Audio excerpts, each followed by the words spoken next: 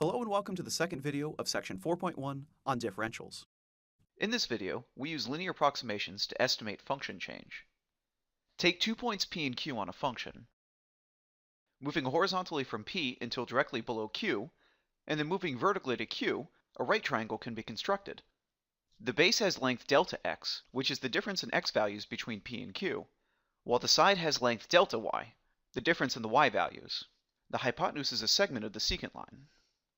The amount of function changes between p and q is delta y, or f of b minus f of a.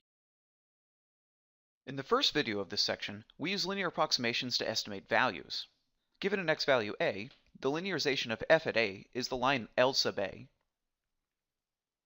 For values near a, say b, the actual value f of b is approximated by the line L sub a at b. We can construct a right triangle with side length delta y, the actual change in the y values between x equals a and x equals b. And we can also find in this side length the measurement dy, the height defined by the tangent line L sub a. Delta y is the actual change, f of b minus f of a, while dy is the estimated change, the differential, which makes use of the tangent line. Since dy is the change between the value f of a and the linearization of f at a, we can use the formula from the linearization of f at a to rewrite dy as f prime of a b minus a. Notice that b minus a is the change in x values. We have been denoting this delta x. Therefore, the formula for the differential dy is f prime of a delta x. The differential notation should remind you of Leibniz notation. This is the intent of the notation. Be very careful not to view dy dx as a fraction.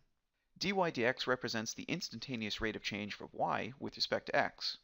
When taken separately, dy is the change in the tangent line for a given change in x. The notation is cleverly chosen to feel intuitive.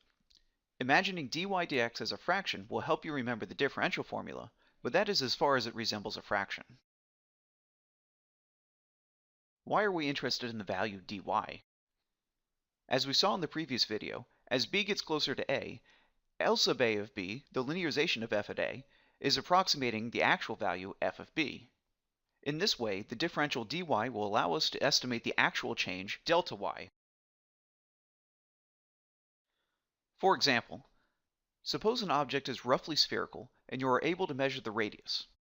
You take a ruler and measure the radius as 10 centimeters. Using the formula for the volume of a sphere, we can calculate the volume at 10 centimeters. Suppose the precision of your measuring device was 1 millimeter, or 0.1 centimeters. That is, you were using a standard ruler whose smallest measurement is a millimeter. Even though we measured the radius as 10 centimeters with the ruler, the actual radius could be between 9.9 and 10.1 centimeters, or delta r equals plus or minus 0.1 centimeters.